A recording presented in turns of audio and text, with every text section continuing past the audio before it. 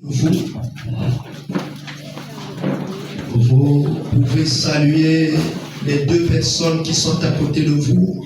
Si vous êtes au coin, il y en a juste à votre côté, il y a l'autre derrière vous. Vous saluez les uns les autres. L'amour de Dieu nous pousse à nous saluer. Je vous salue tous au nom de Jésus. Je vous souhaite tous la bienvenue ici à la rue Mukokolo 188.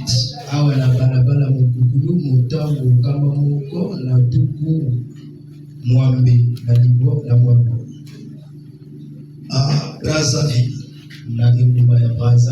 Que Dieu bénisse votre arrivée.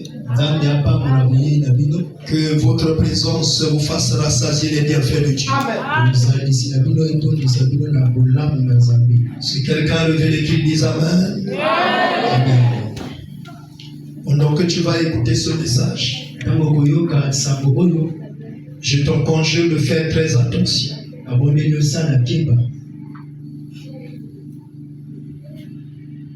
Aujourd'hui, nous sommes le dimanche 14 juin 2026.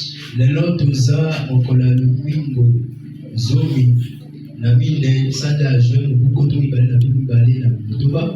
thème que nous allons développer est intitulé Les enfants.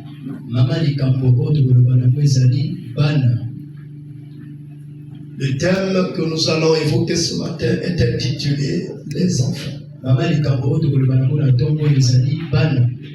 Et le sujet est les enfants deviennent souvent ce que nous faisons d'eux.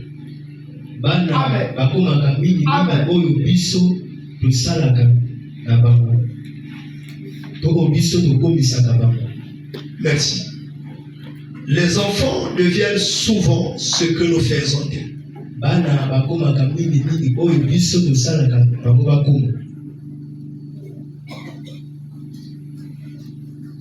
Bien-aimés frères et sœurs en Jésus-Christ,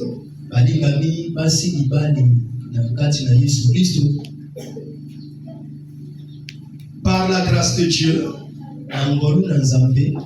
une fois de plus, nous avons eu ce bonheur d'admirer les bontés d'Élohim.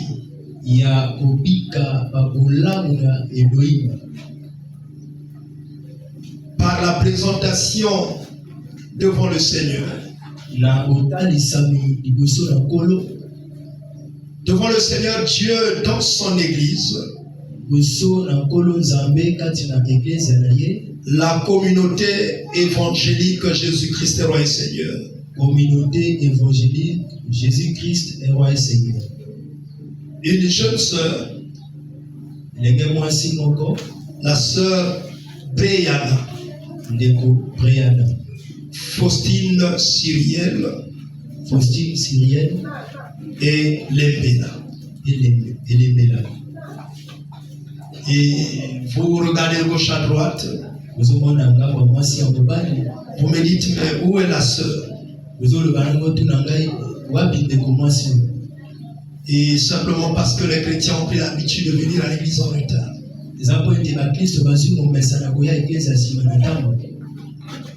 Et donc nous avons le bonheur de présenter aujourd'hui cet enfant au Seigneur. Cet enfant qui est né de l'union entre Monsieur Elemela Julio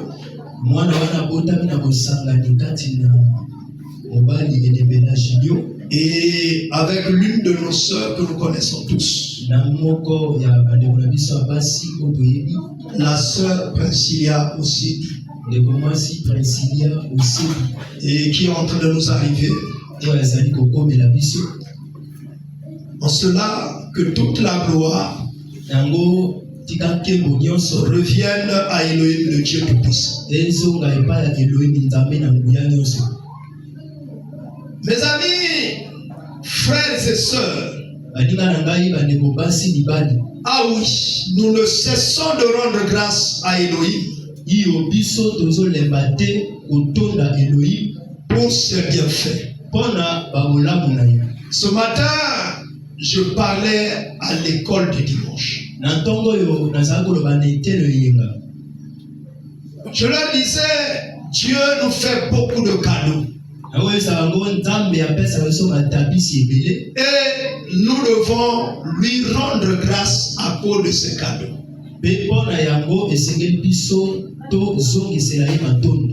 Je posais la question aux enfants de l'école du dimanche. Est-ce que quelqu'un parmi vous pourra me dire comment il a fait pour avoir le souffle de vie?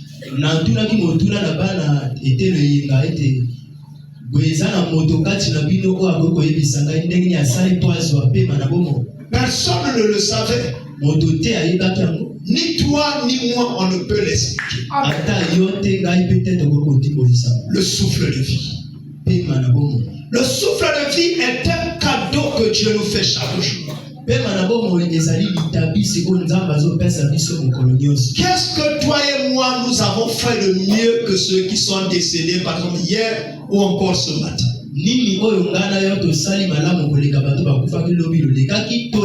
Je crois à rien.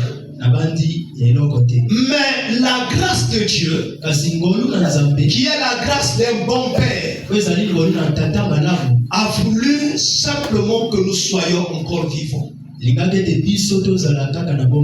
si on arrivait chacun à réaliser cela, nous nous empresserons de s'approcher de la tente où Dieu est loué. On ne devait consentir aucun retard. Si nous nous battons pour arriver à temps dans nos lieux de service, simplement par la peur d'être sanctionné par un homme qui n'a pas le pouvoir de vous retirer le souffle de vie. Mais combien ne ferons-nous pas d'efforts de s'approcher en temps réel au temple de l'Éternel? Mon ami, je penserais humblement que si chacun de nous réaliserait cela, il s'empêcherait à arriver au lieu de rassemblement. Avant même que le rassemblement ne commence. Mon ami, ça, vous devez prier pour ça. Dire à Dieu, comment se fait-il que je sois toujours en retard? Que j'arrive à l'église pendant que le culte a déjà commencé. Il y en a même ceux qui se sentent à l'aise avec cela. Sentez-vous malheureux lorsque cela vous arrive. Alors, mes amis, j'étais en train de dire tantôt que nous sommes reconnaissants vis-à-vis de Dieu. Cela nous pousse à le louer. Vous savez, ce matin, j'ai entendu l'adoration par nos bien-aimés du groupe des chants. Les adorateurs du roi et les amis du ciel. J'ai béni Dieu de la profondeur même de l'adoration. J'ai senti autour de moi l'ange de l'Éternel. Et je me suis plongé dans une prière et j'ai béni Dieu. Mon ami, il y a sûrement ceux parmi nous qui n'ont même pas vécu ce moment. Ça a été tellement puissant. Ça a été tellement puissant. Et merveilleux en même temps. Mais mon ami, encore, il faut se rendre compte. Non seulement que Dieu t'a fait le cadeau du souffle de vie, il t'a fait le cadeau de la bonne santé. Est-ce que tu te rends compte du nombre de personnes alitées dans les hôpitaux? Toi encore tu peux marcher. Toi encore tu peux voir les choses. Toi encore tu peux te converser avec quelqu'un. Même si ton corps ressent une certaine douleur quelque part. Mais il y en a de ceux qui sont étalés sur le lit de la maladie.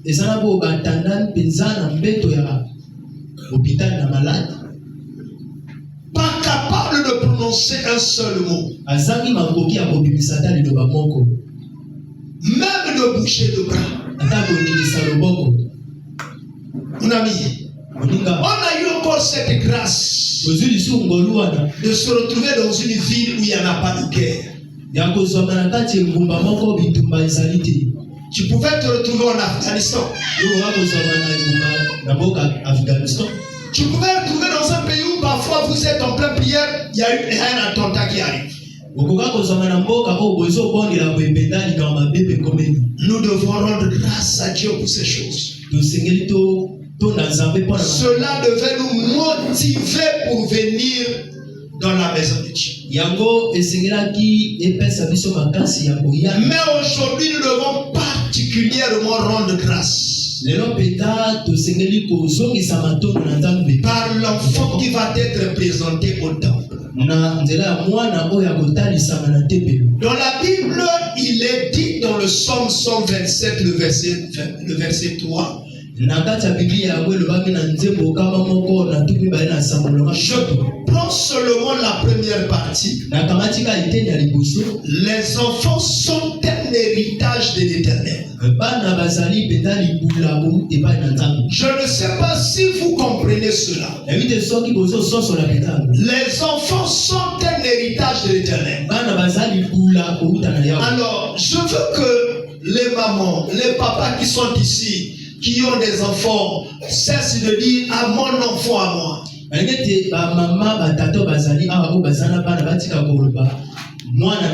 Il vous a seulement été prêté par l'Éternel. Il faut que vous le remettez à l'Éternel. Anna dit un jour à l'Éternel, si tu me donnes un enfant et que cet enfant soit un enfant masculin, elle dit je le prêterai toute sa vie à la maison de l'Éternel. Il sera toute sa vie au service de l'Éternel. Mon ami, si tu te rendais compte comme Anne, mais comment tu t'empêcherais de manifester un amour, je ne sais pas, insatiable à Dieu?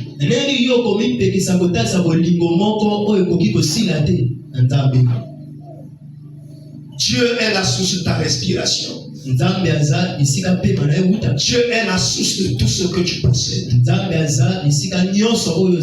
Vous avez une maison? Rendez grâce à Dieu pour ça. Vous avez eu un emploi? Rendez grâce à Dieu pour ça. Vous exercez une activité libérale? Ça peut être, non, c'est pas la libéralité. Une activité libérale, c'est une activité de soi. Comme être ferronnier, électricien, maçon.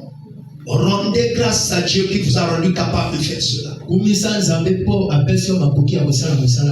Il y en a de ceux qui ne peuvent pas le faire. Maintenant, si vous avez un enfant, un seul, même pas deux, soyez comme Anne, qui a pris la décision, si vous me donnez un seul, et qu'il soit un enfant masculin, je le prêterai toute sa vie au service de l'Éternel. Et lorsqu'elle a fait cela, Dieu a multiplié sa source. Mon ami, regardez, nous asséchons même nos sources financières. Parce que nous n'arrivons pas à nous détacher d'un certain nombre de petites petites choses que Dieu nous donne pour le mettre au service de Dieu. Vous savez, hier soir, ça m'avait fait très mal. Et pendant que j'étais en train de méditer, et j'ai vu une image. Et on est en train de vendre une église. Merveilleusement bâti, frère. Alors, au départ, je me suis dit, donc on a commencé à bâtir les églises et à les vendre. Mais après, j'ai compris que les frères qui avaient bâti cette église se sont organisés. Ils ont bâti une autre église plus grande.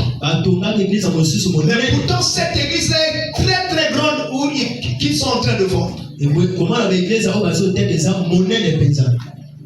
ils ont bâti encore une qui est plus grande et plus glorieuse. Mais tout cela, ce sont les hommes et les femmes qui s'investissent. Vous savez, je bénis beaucoup nos frères qui sont dans la foi et initiés par le frère Branham. Ou je dis, peut-être je dirais mieux, la foi de Dieu à travers le message du frère Branham. Ils ne bâtissent jamais les petites églises. Vous savez, moi lorsque je regarde, je passe à Texaco. En allant vers le PSP de Mikal. Il y avait un endroit où les frères ont commencé à bâtir une église. Je me suis dit, mais est-ce qu'ils vont terminer? Parce que c'était totalement dans l'eau. Et lorsque j'ai vu le bâtiment qui est sorti de là, j'ai béni Dieu. Pourquoi? Parce qu'ils savent que la vie sur terre n'est que vanité des vanités. Mais il faut s'investir dans le Seigneur. Est-ce que tu te rends compte que tu peux venir à l'église? Tu n'arrives même pas à donner même l'offrande. Et il y a des gens qui pensent que Jésus n'attache pas de prix à l'offrande. Il faut se détromper. Il y a des chrétiens qui ont commencé à dire, ah, pour Jésus, l'offrande qui compte, c'est sa vie personnelle. Mais attendez, même si c'était sa vie personnelle, et si tu l'as donné réellement à Jésus, alors donc tout ce que ta main pourra toucher appartient aussi à Jésus. Tu ne pourras que la mettre au service de Jésus. Rappelez-vous que l'autre jour, au temple de Jérusalem, il est arrivé l'heure des offrandes. Jésus a quitté là où il était assis. Mon ami, chez nous ici, les protocoles aiment venir regarder le panier. Et ils se mettent là devant. Je dis, mais lorsqu'ils viennent regarder là, ils font quoi? Vous voyez, l'autre jour au temple de Jérusalem, c'est le Seigneur Jésus, il a quitté là où il était assis. Il est venu s'asseoir à côté du panier des offrandes. Mon ami, tant que ta vie n'est pas conquise par Jésus, tu ne seras pas capable de donner l'offrande. Je ne comprends pas. Si tu peux donner, c'est du résidu. C'est-à-dire ce qui n'a pas de valeur pour toi, ce qui ne compte pas, c'est ça que tu pourras donner. Tu tireras un petit 100 francs. Tu dis de toute façon, ça, il n'y a pas d'impact. Vous voyez? Donc, tu sais qu'au Congo, même avec 100 francs, on ne peut pas payer un bus. Mais c'est ce que tu donnes comme offrande. Cela exprime ce qu'est l'état de ton cœur. Alors, bien aimé, et donc je parlais en disant que nous ne cesserons de rendre grâce à Dieu pour ses bienfaits. Et pour cette fille et notre sœur Brahina qu'on va présenter ce matin. Vous savez, ça me fait mal que notre sœur jusqu'à maintenant est sur la route. Vous savez, et je vous conjure, la dernière fois que quelqu'un présenterait un enfant ici, fait comme ça, je ne bénirai plus longtemps. Amen. Ça, c'est la dernière fois que j'accepte ça. Alors donc, j'étais en train de dire ceci, que pour nous ça fait une grande joie que ce matin, et nous puissions présenter cette fille appelée Brianna. Voilà de tous les noms qui sont là, je n'ai pas souligné les autres noms. Je n'ai souligné que ce nom. Parce que Brianna, c'est vrai que c'est pas en lingala, c'est pas en français, c'est dans une autre langue, mais qui veut dire grâce et bénédiction. Ça se marie avec le Psaume 127, le verset 3. Qui dit dans sa première partie, les enfants sont un héritage de l'Éternel. Mon ami, un héritage c'est une grâce. Parce que c'est une faveur que vous n'avez pas travaillé pour en avoir. Mais c'est une chose qu'on vous a léguée par rapport aux relations que vous avez avec celui qui en possède. Mon ami, nous sommes les enfants de Dieu. Et lorsqu'il nous fait cette grâce d'avoir un enfant, même un seul, nous devons le remercier. Alors cette sœur Brahina, je peux me tromper, mais pas de beaucoup de choses. Elle est née 14 ans après sa sœur qui vient avant elle.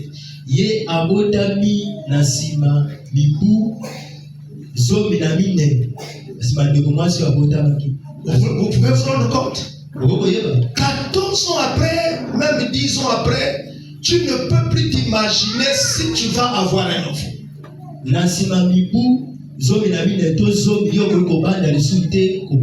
Sûrement sa maman s'était déjà dit non, c'est déjà fini. Pendant qu'elle disait que c'était fini, l'Éternel disait que ce n'était pas encore fini. Je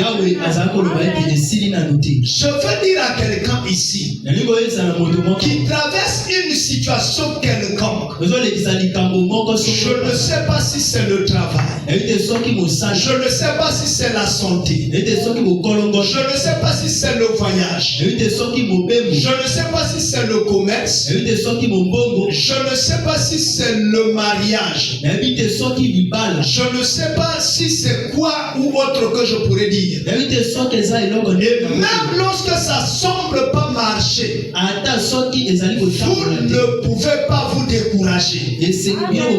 Parce que là-bas dans le livre de Daniel, il est dit, il est le maître des temps et le maître des circonstances. Et dans la plupart des Bibles, c'est écrit ceci. Il change les temps et il change les circonstances. Alors, vous qui vous inquiétez, ne vous inquiétez pas. Présentez votre problème à Dieu et laissez Dieu agir.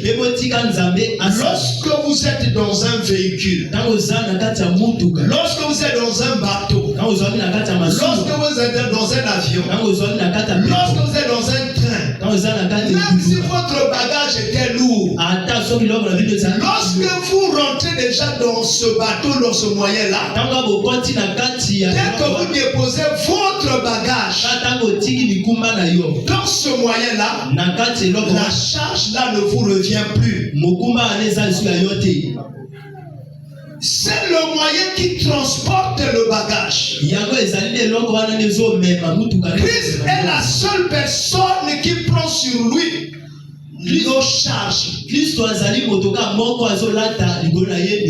Voilà pourquoi il vous a appelé en disant venez à moi. Vous tous qui êtes chargés, c'est fatigué, je vous donnerai du repos. Mon ami, pourquoi continues-tu à t'inquiéter jusqu'à aujourd'hui? Pour ta situation, pour ton problème, c'est Dieu qui connaît le temps. Et il agit selon le temps fixé par lui-même.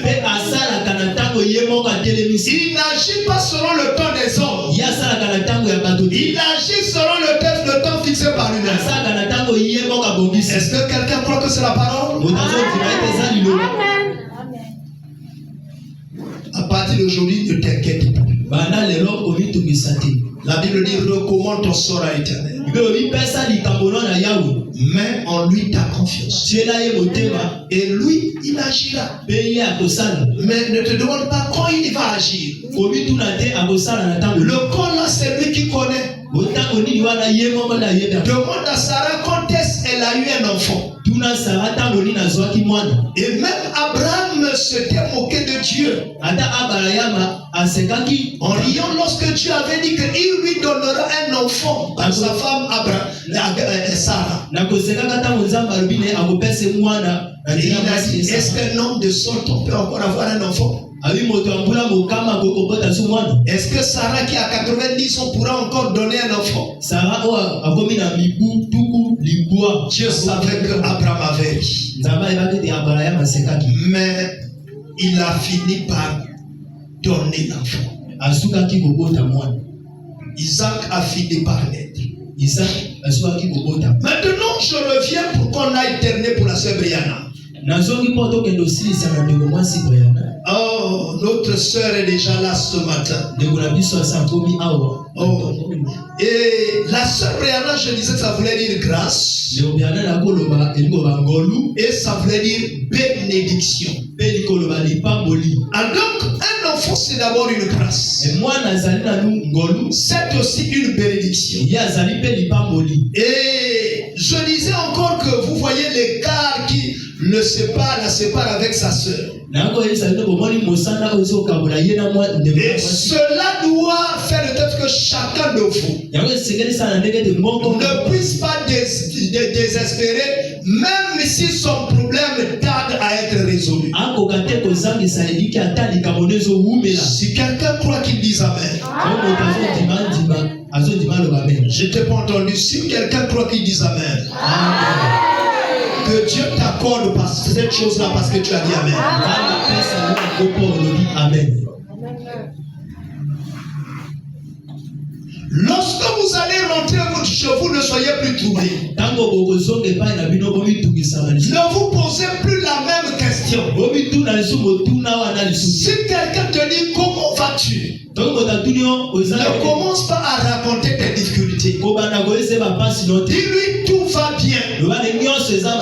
La Bible dit, avec Dieu, nous ferons des exploits. Il écrasera nos ennemis. Faire un exploit, ça veut dire que faire au-delà du problème que tu avais. Est-ce que quelqu'un croit à cela? Oh, 14 ans après. Je pouvais me tromper du nombre d'années. 15 ans après. Ah, voilà. Je croyais que j'en avais mis un peu plus trop. Or que la sœur confirme, c'est 15 ans après. Est-ce que vous pouvez croire que tu as eu un enfant qui, le dernier a 15 ans, et croire qu'il y aura encore un autre? Et 15 ans après, Dieu a donné cet enfant. Grâce et bénédiction. Cela n'est pas la volonté de ses parents. Non, pour les parents, c'était dit non, mais c'est fini, on s'est arrêté là et c'est conclu. Mais cela est la volonté de Dieu. Et ce n'était pas aussi que les 14 années là, c'était que les parents avaient fait un planning familial pour avoir moins d'enfants. Non. Mais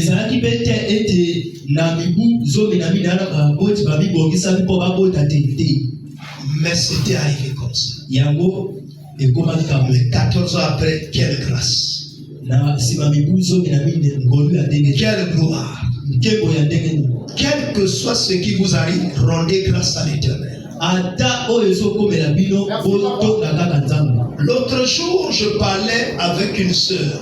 On était avec le frère François. Dès qu'on a quitté ici, on est allé assister une sœur qui avait perdu encore un parent.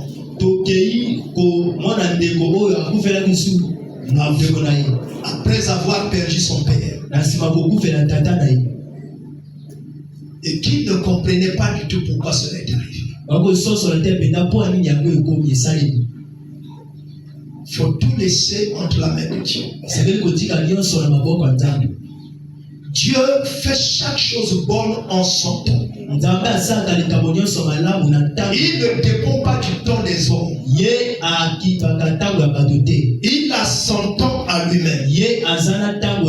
Alors, bien-aimés, nous devons adresser toutes nos louanges à Dieu. Prenez Ephésiens chapitre 5. Regardez le verset 20. La Bible dit, rendez continuellement grâce pour toutes choses à Dieu le Père.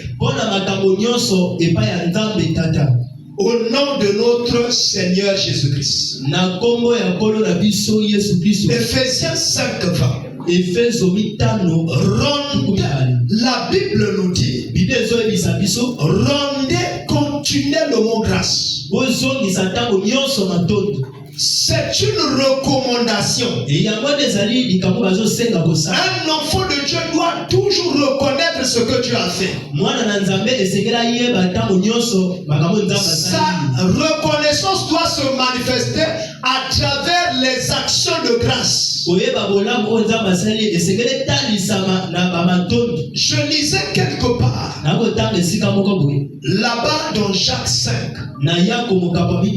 le verset 13 tout au début. La Bible dit, si quelqu'un parmi vous est-il dans la joie, qu'il chante des cantiques. Le cantique d'un enfant de Dieu doit rendre grâce à Dieu. Mais ici dans Ephésiens 5:20, Dieu recommande à ce que nous rendons continuellement grâce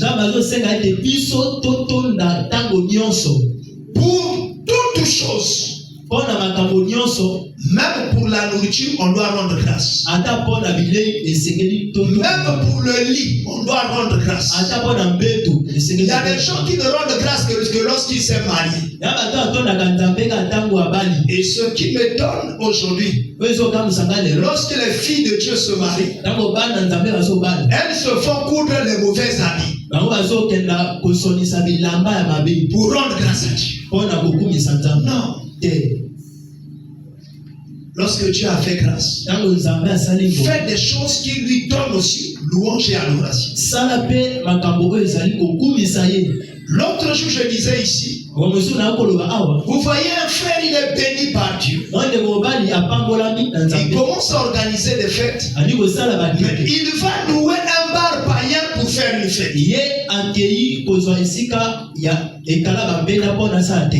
Choisis au moins l'église pour dire, si aujourd'hui c'est mon anniversaire, je rends grâce avec l'église. Bonata église apana kolobala mokola bota bana ngai nazo tonda nzambe elonga l'église.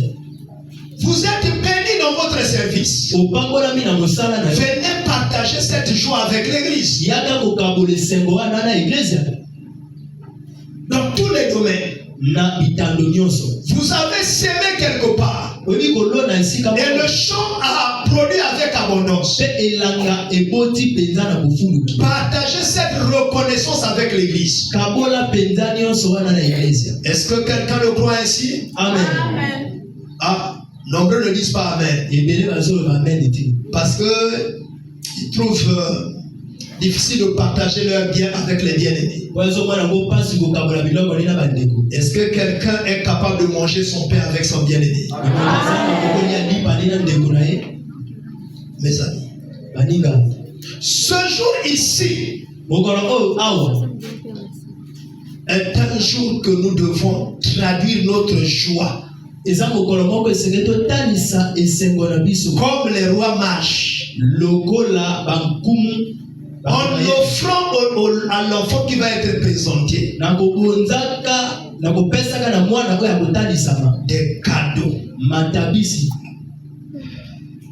C'est un jour merveilleux.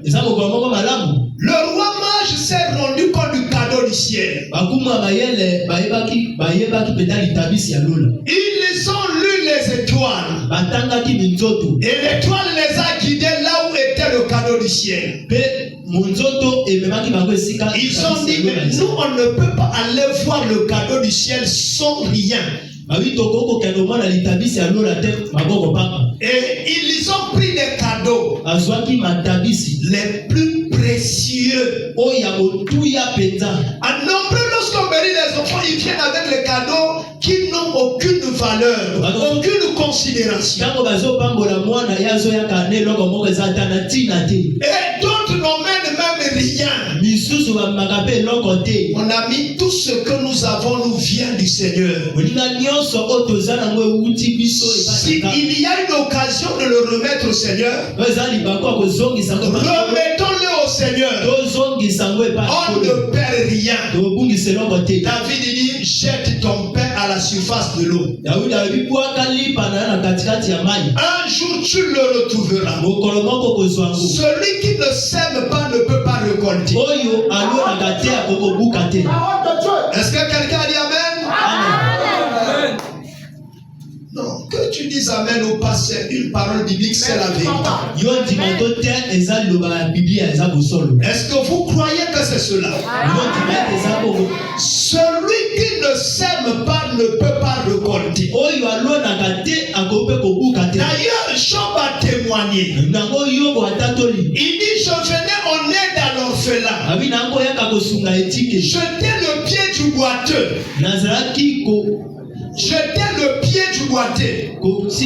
Non, jeter le pied du boiteux. Jeter l'œil de l'aveugle. Il dit, la bénédiction de l'orphelin venez sur moi. Mon ami, créez-vous des occasions pour être béni. Alléluia. Est-ce que quelqu'un entend la parole? Mon ami, il y a des gens qui ne se créent pas des occasions pour être bénis. Il y a des occasions pour être bénis. Lorsque vous versez votre coupe pour un cadeau du ciel, celui qui a envoyé le cadeau, lui-même il remplira votre coupe qui est devenue vide. Les rois mages ont emmené de l'or, qui est le symbole de la royauté. Vous voyez ça? Une royauté, c'est précieux. Ils ont emmené de l'encens. Qui symbolise la divinité. Oh, la divinité. C'est pas quelque chose d'ordinaire. C'est quelque chose d'extraordinaire. Et la myrrhe, c'est la destinée. Alors, mon ami, comment je pourrais dire ça? Nous devons saisir cette occasion où la sœur Brianna est présentée à l'église pour bénir Dieu à travers cet enfant. Pour dire au ciel merci pour le beau cadeau. Pour dire au ciel ouvre-toi aussi pour moi. Ça va être un moment de prière. Parce que Dieu ne renvoie pas à vide le Seigneur. Celui qui sème avec douleur récolte avec chant d'allégresse. Celui qui sème avec douleur récolte avec chant d'allégresse. Celui qui sème avec douleur, c'est celui qui met son énergie, c'est celui qui met sa force, c'est celui qui dépose ce qui est valeureux. Celui qui dépose ce qui a moindre valeur ne sème pas avec douleur. Si vous s'aimez avec joie, vous récolterez avec valeur. Ah, ça là, ça doit vous déranger. La Bible dit celui qui sème avec douleur récolte avec chant d'allégresse. Lorsque vous donnez, vous devez sentir que vous avez donné.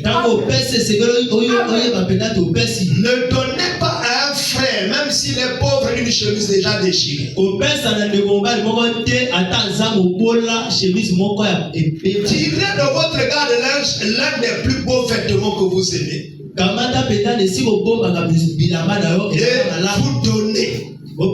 Et lorsque vous donnez comme ça, Dieu rajoute chez vous. Celui qui donne, il arrache ta bénédiction.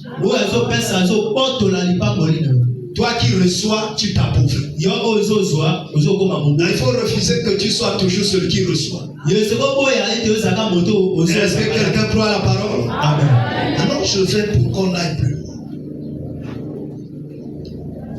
Finalement, mes amis frères et sœurs,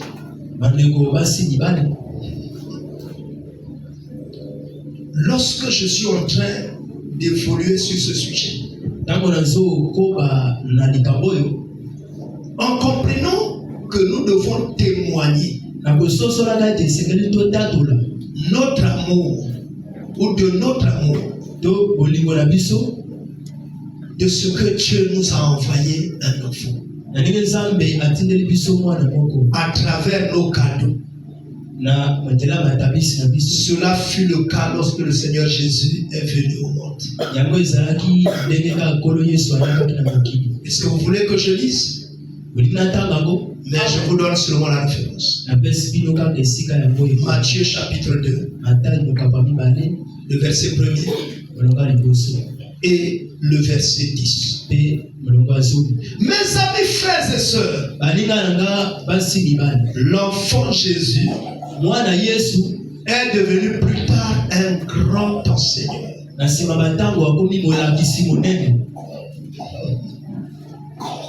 De la parole de Dieu. Et finalement, le Seigneur est le sauveur du monde. En ramenant les âmes à Dieu, le Créateur. Qu'est-ce que je veux dire? Vous avez entendu le sujet nous dire: les enfants finissent par devenir ce que nous faisons d'eux. Ils finissent souvent à devenir ce que nous faisons d'eux. La joie est grande d'avoir un enfant. Cela ne suffit pas. Ce principe-là, je vais m'adresser à toi. Et je vais m'adresser à tous ceux qui ont eu la grâce d'avoir les enfants. Si tu n'as pas d'enfants, ce n'est pas un problème. Et pour tous ceux qui ont eu la grâce d'avoir un et des enfants,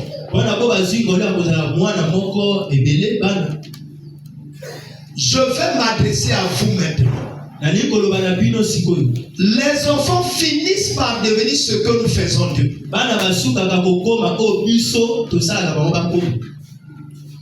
Regardez. Regardez bien.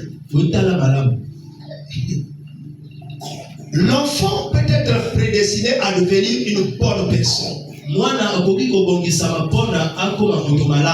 Dieu peut le prédestiner à devenir une personne de valeur. Maintenant, pour qu'il arrive à cela, il faut que ceux qui prennent soin de cet enfant-là travaillent. Les uns les autres ici peuvent se rendre compte. Parfois dans ta famille, tu as un enfant intelligent qui a commencé à échouer à des examens ou à des compositions. Ou qui a commencé à se méconduire. Pourquoi cela? C'est l'encadrement que tu donnes à ton enfant. Et je ne veux pas aller trop loin. Je prends seulement l'exemple du frère Timothée. Nous appelons notre frère ici Timothée. Pourquoi? Parce que le Timothée de la Bible est la référence des jeunes. Un tout jeune enfant devenu pasteur parmi les grandes personnes. Et il se distinguait par des qualités. Pourquoi? Parce que le frère Timothée, son éducation a été en grande partie influencée par sa grand-mère et sa mère, Loïs et Eunice. Si vous voulez lire à la maison, regardez 2 Timothée chapitre 1. Les versets 5 à 7. On dit que chaque jour, chez eux, pourtant Timothée est né d'un père grec qu'il avait abandonné à sa mère et à sa grand-mère. Mais sa grand-mère et sa mère ont travaillé dur pour éduquer cet enfant. Et lorsque Paul est arrivé dans leur ville, il a trouvé un enfant merveilleux. Et il l'a emmené avec lui pendant son voyage. Et arrivé à Éphèse, il installe pasteur. Paul n'a pas eu le temps de former Timothée. Mais Timothée a été formé par sa mère et sa grand-mère Loïs et Eunice.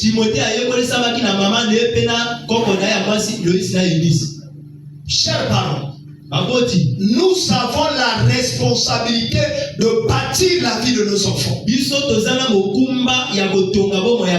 Sœur Priscilla, avoir un enfant après 15 ans, cela ne suffit pas. Ce qui est intéressant, c'est que tu dois assurer son éducation.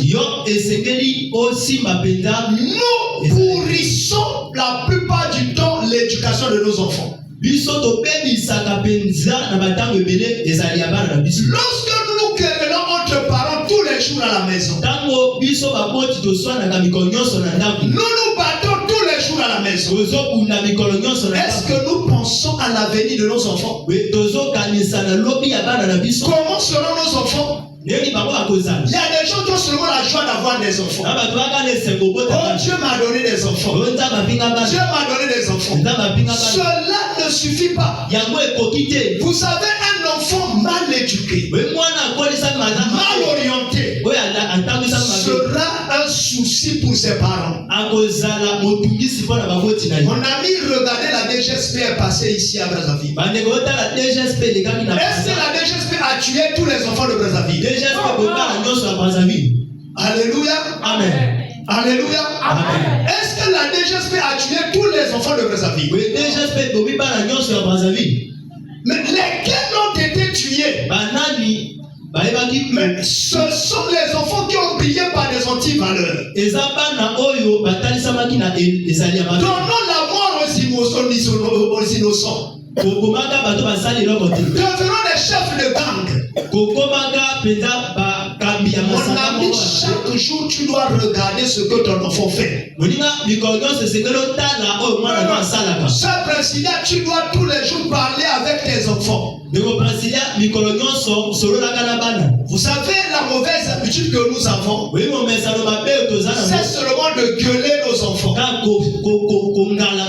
Vous savez, gueuler, ça n'aide pas un enfant. Appelez un enfant, faites-le asseoir. Commence à l'expliquer les avantages et les inconvénients de la voie qu'il a empruntée.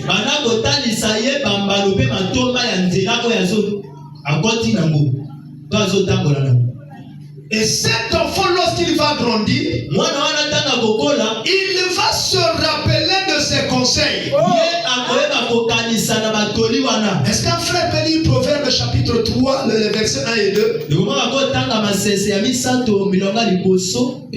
Et puis un autre prépare Proverbe chapitre 3, 11 et 12.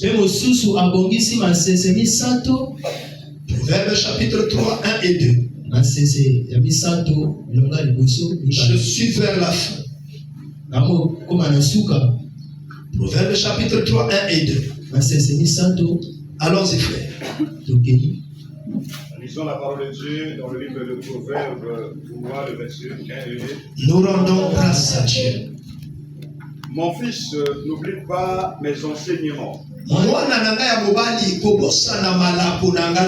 Et que ton cœur garde mes préceptes. Car ils prolongeront les jours et les années de la vie et les années de ta vie. Et ils augmenteront ta paix. Il faut écouter ce qu'il y a dit à la fin. Cela augmentera ta paix. Un enfant qui garde l'instruction de ses parents. Mais c'est pas pour rien que le livre d'Éphésiens dit, enfants, soyez, comment vous dites, obéissez à vos parents. Et on dit même que ce commandement-là est suivi d'une promesse. Et tu mettras longtemps sur la terre. Mon ami, je parle aux enfants maintenant. Vous qui êtes ici, écoutez vos parents. Suivez ce que les parents vous disent. Si vous voulez un jour réussir dans la vie, ne rejetez pas l'instruction des parents. Maintenant aux parents, prenez le temps de parler avec vos enfants. Ne faites pas de vos enfants des ennemis. Ne créez pas des bagarres à la maison. Si le parent est violent, son enfant va croire que c'est ça la bonne manière de traiter sa femme. Si la maman ne respecte pas son mari, ta fille va croire que c'est comme ça qu'une femme se comporte vis-à-vis de son mari.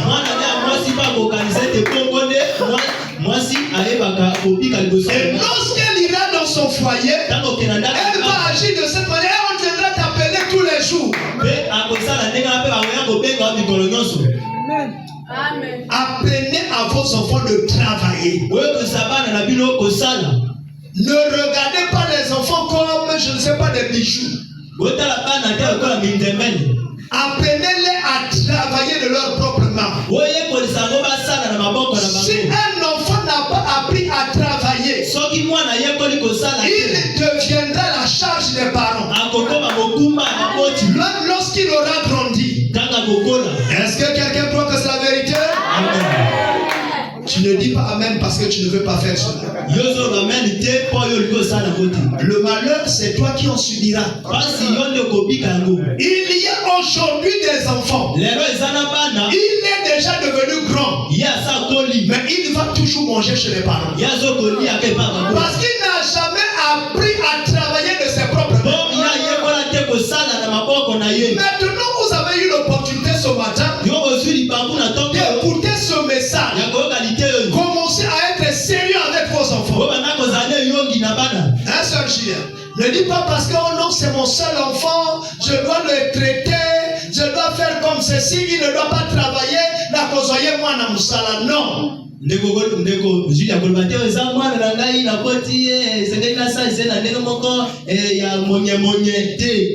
Apprends-le à laver l'assiette. Apprends-le à laver l'habit. Apprends-le à balayer la cour. Apprends-le à aller chercher l'eau même dans un bidon. Ici à Brazzaville, les pompes ne coulent plus. Vous devez aller au forage.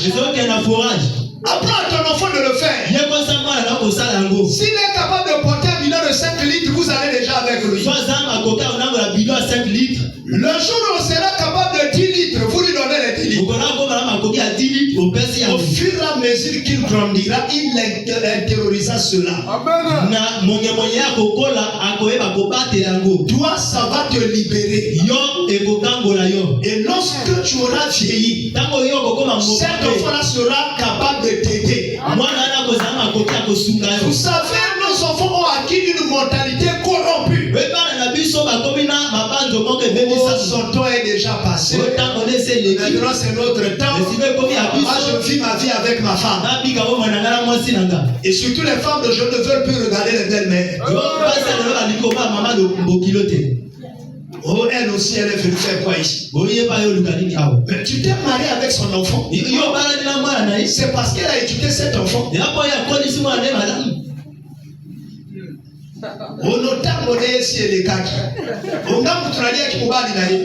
Est-ce que c'est ça ton problème? Et il y a des enfants ici parmi nous là qui ont déjà grandi, qui ne peuvent jamais aider leurs parents. Tu as grandi avec le soutien de ses parents. Même si c'est Dieu qui a aidé tes parents. Mais comment tu peux continuer à regarder ton parent qui est en train de mourir de faim? Frère François, dans le Psaume 127, il est dit là dans un verset, heureux celui qui a beaucoup d'enfants, c'est-à-dire qui en a rempli le corps.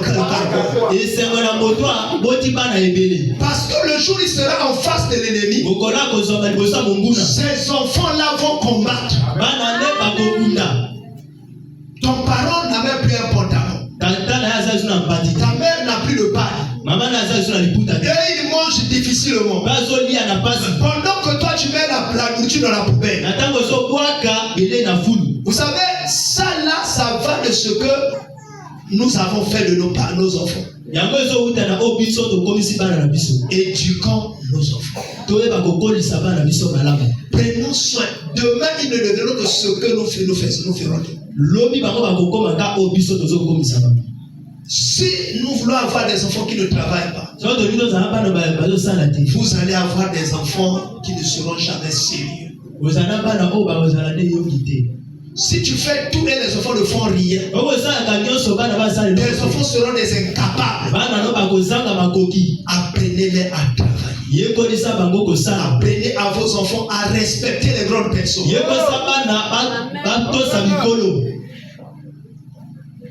Alléluia. Amen. Je ne veux pas citer beaucoup de versets. Frère, on avait les 11 et 12, n'est-ce pas? Oui.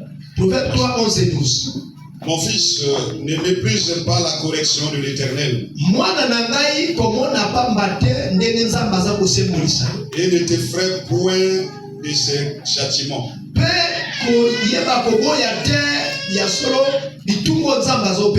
Car l'Éternel châtie celui qu'il aime.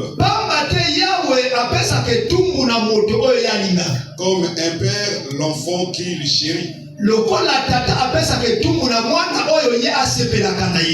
Alléluia. Amen. Là, je m'adresse à tous les parents. Lorsqu'il est question de punir votre enfant, punissez-le. La punition ne tue pas un enfant, mais le corrige. Et le redresse. Et le remet en ordre. Un enfant qu'on ne corrige jamais finit par devenir un rebelle. Si c'est une fille, elle deviendra votre rival à la maison. Et si c'est un enfant garçon, il deviendra violent. Impoli, irrespectueux. Et rien ne marchera. Ça causera la tristesse. Est-ce que vous croyez? Mon ami, votre conduite, votre langage, vos habitudes, vos agissements influenceront vos enfants de la même manière. Mwana za goldera kunaka bitumba abali mwasi bitumba amona yango wapi epa ya baboti na amen. Kuna tena mo babandeko bunda kutu yepelera yena mwasi aleba mwasi babeta kaye kutu ekoti usomona mwana mobali irresponsable na ndako. Il sort de la maison, il ne laisse pas l'argent de la porte. Pourquoi? Parce que tout le temps leur maman se plaignait toujours. Votre papa aussi, on meurt de faim. Il finit l'argent avec les femmes dans la rue. Et lui, il croit que c'est comme ça qu'on traite une femme. Et lui, il parle de déposer tout son argent dans la rue. Pendant que les enfants ici dans la maison meurent de faim. Les enfants deviennent ce qu'ils voient. Ce qu'ils entendent et ce qu'ils vivent.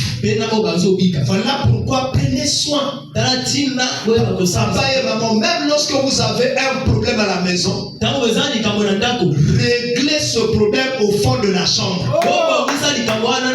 Ne commencez pas à renverser les armoires et les tables. Sinon ça affectera l'avenir de vos enfants. Et chers parents, croyez-le, tout ce que vous faites devant vos enfants, c'est ce qu'ils vont faire. Jésus est devenu menuisier parce qu'il a grandi chez Joseph qui était menuisier. Ce que Joseph n'avait pas fait comme métier, Jésus ne l'a pas fait.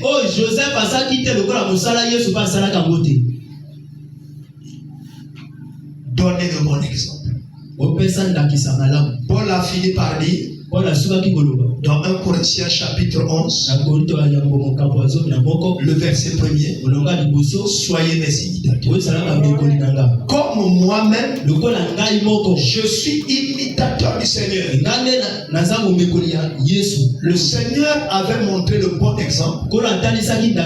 Et Paul a trouvé que c'était le meilleur exemple. Lui-même, il a imité. Et il demandait à tout le monde d'imiter. Soyez des bons éducateurs. Soyez des bons parents. Faites attention à tout ce que vous dites. Ne soyez pas une maman qui vit de colportage en colportage. Tes filles deviendront pareilles.